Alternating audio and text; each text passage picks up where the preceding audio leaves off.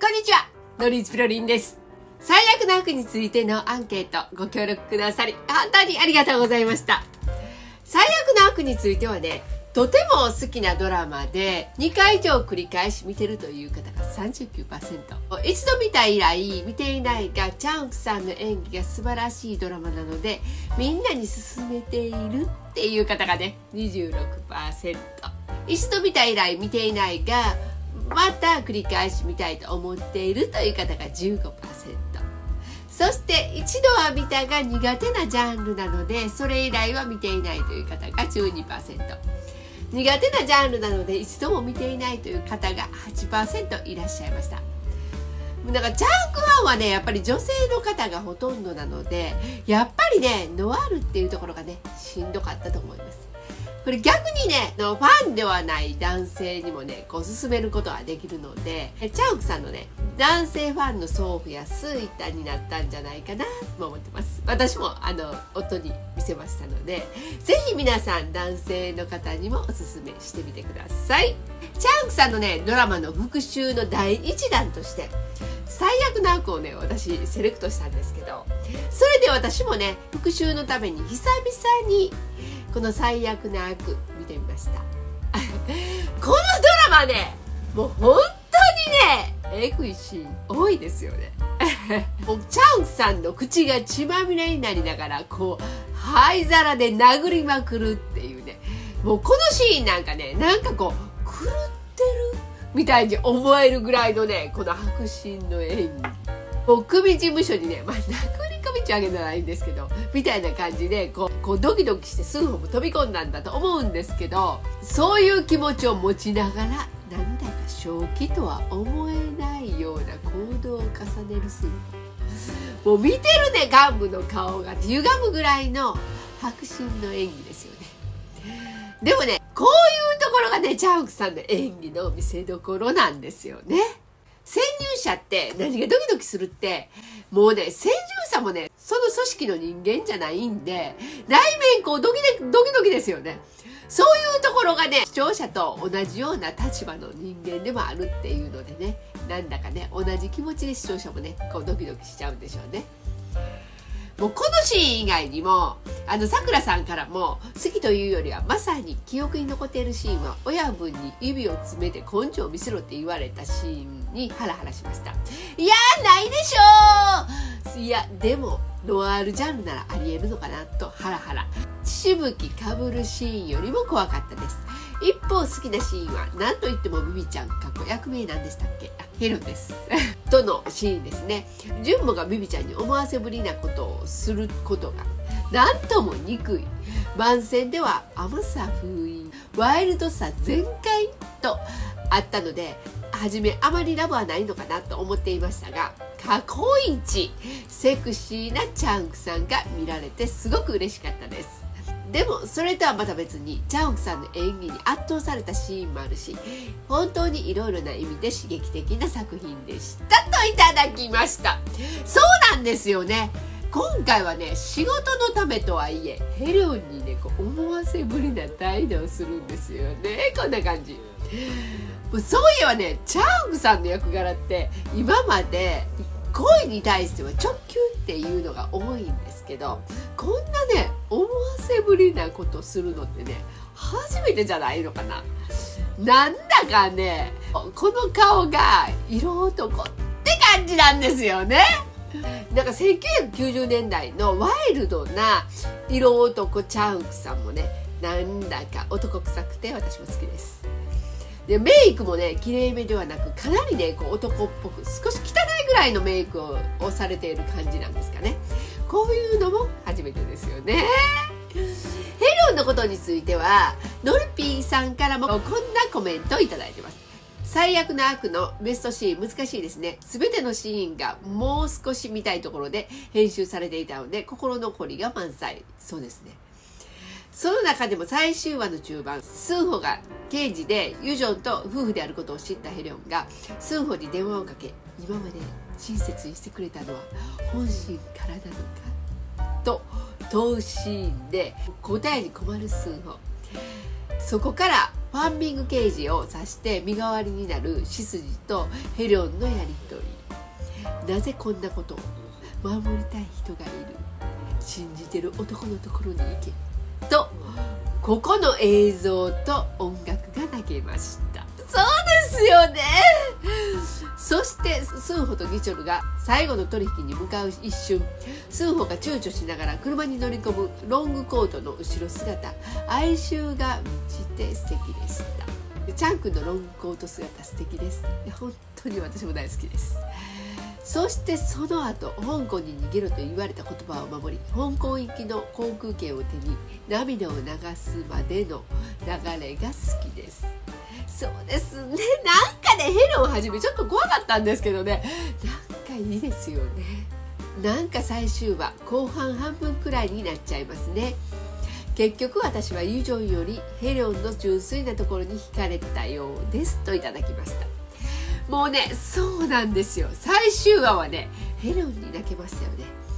ヘリョンってね、初めは怖いって感じだったんですけど、恋するとね、尽くす女に変貌していく。もうこんなタイプがね、一番純粋なんですね。なんだかね、スンホと2人でいる時は純粋に恋してるってね、こんな顔でね、笑ったりするんですよね。騙されていると分かっていてもスンホを守ってしまう。このドラマを見たらね、最悪の悪ってこのことかって思わされるシーンいっぱいですよね。うちの夫は別題で最悪の夫婦って代弁にしてましたけど、すいません。このドラマの悪とは何かっていうのはね、もう本当に課題ですね。悪とは何かを考える上で大事なことをね、小橋教授がコメントしてくださってましたので読んでみますね。最悪の悪のベストシーン。この作品はすごく好きで何度も見ていますが、全てのシーンは私にとってベストシーンなんですよね。その中でもキスシーンは一番大好き。ありがとうございます。これですね。それ以外で心に残っているのは最後のシーン。2人がタバコを吸いながら観覧会を並んで歩いている。お互いに顔を見合わせてちょっと微笑むシーンです。その順もスンホの笑顔がギショルを追い詰めるべき敵として見ていない優しい表情、そしてギチョルももちろんスンホを信頼している表情。あれだけの壮絶で凄惨なドラマの最後にこれが映って虚しいというか切ないというかガーンとやられました。ジュンモが一瞬でもギチョルのことを認めたことがあったのがこのシーンだとしたら、ジュンモがギチョルを見逃したことも理解できるなぁと。そしてその思いはウィジョンとは共有することが難しい感情なんだろうなと。そう思うとウィジョンがジュンモと夫婦を続けることには無理があったことが納得できました。またきっと気候語のように何度も見返す作品になると思いますといただきました。これですよね。もうね、ギチョルはね、確かになんかこうヒロポンで稼いだり人殺ししたり、悪人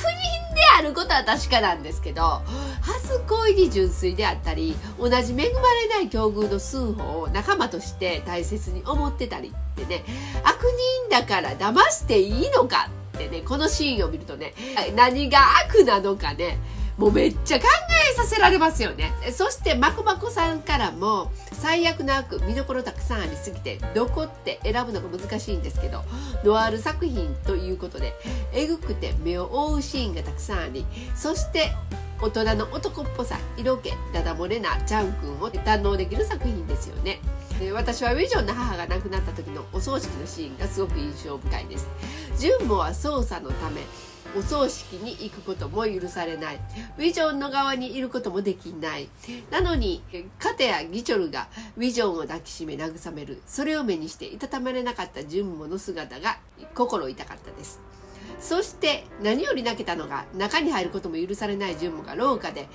義母の部屋の方に向かって義母に礼を尽くす。自分のことを息子以上に可愛がってくれ、愛してくれた義母の最後のお別れも言えない状況に胸が締め付けられましたね。それとこれは皆さんの考察をお聞きしたいのですが、最後にギチョルが2人の家に来て拳銃でジュンモに撃たれるシーンがあるんですが、ここは皆さんどういう気持ちでジュンモは撃ったと思いますか？長くなってすいませんといただきました。そうなのよ。このシーンね、後で私の見解をちょっと説明させてもらうんですけど、このシーンね、純子の気持ち考えるとね、私はね、このシナピーさんからね、いただいたこちらのコメントも絡んできてると思うんですよね。ベストシーンたくさんあるのですが、印象に残っているのはギチョルがスンホにユジョンと仲を取り持ってくれと言われて、何とも言えなく複雑な表情で意を決して目を潤ませながら返事を返すところです。チャン君がもうスンホになりきってるとしか言えない演技で、こっちまで胸が締め付けられる気持ちになりましたといただきました。このシーンを含めてスンホがもう嫉妬するっていうシーンがね、このドラマの中に何回も出てくるので、最終のどうしてスンホが撃ったかっていうことについての嫉妬がなかったかあったかっていうところも、最後撃った後ユジョンが駆け寄って介抱するんだけども、その時にこう血まみれのネックレスが映るんですよね。これを見たらね、やっぱり嫉妬もあったのかなってね、思っちゃうんですけど、なんか何回もこう見ていくうちに、こうハッシー教授が挙げてくれたギチョルとスンホが2人で笑いながら歩くシーンっていうのが激になってくると思うんですよね。2人の間でしかわからない友情みたいなものがこうあって、ギチョルもこうスンホに助けられた部分もたくさんあったし、自分と同じような恵まれない境遇にあったスンホに対するなんだかギチョルの思い入れっていうのもあるから大切にしてくれて信頼してくれたっていうね、こともあって、多分それは一方通行ではなかったんだと思うんですよね。スンホの中でも同じような気持ちを持って、でも自分は騙しているんだけども、ギチョルのスンホへの信頼に対する罪悪感にこうスンホの中ではこう苛まれてたっていうのがあると思うんですよね。それでね、やっぱり一回はねギチョルを逃してしまうんだけども、もう結局ね、最終何もかも知ってしまって苦しむギチョルをこうスンホは自死させるのではなくって、最後は自分が悪者になってギチョルを撃つことで、全ての罪をスンホは背負っていこうって思ったんじゃないかなと私は最初に思いました皆さんいかがでしょうか。もうある時のねスンホの気持ちめっちゃ複雑だったと思うんですよ。もう皆さんもね一度考えてみてコメント欄にいただけると嬉しいです。ぜひね私もチャンクさんに質問できる機会とかあったら聞いてみたいなと思ってるので、皆さんもそういう機会あったらぜひねチャンクさんに聞いてもらえたら嬉しいですそれでは今回最悪の悪をさせていただいたのですが、次回はなんと気候語でいこうかなと思ってます。なのでぜひ皆さん気候語の好きなシーン、ベストシーンを教えていただけたら嬉しいです。またコメントお待ちしております。こちらの動画は金曜日夜9時に更新しております。このように字幕つけておりますので、字幕ボタンでご利用ください。今日の動画少しでも面白かったという方は高評価、チャンネル登録、コメントで応援していただけるとすごく嬉しいです。ノリズビロリンでした。アンニョーン。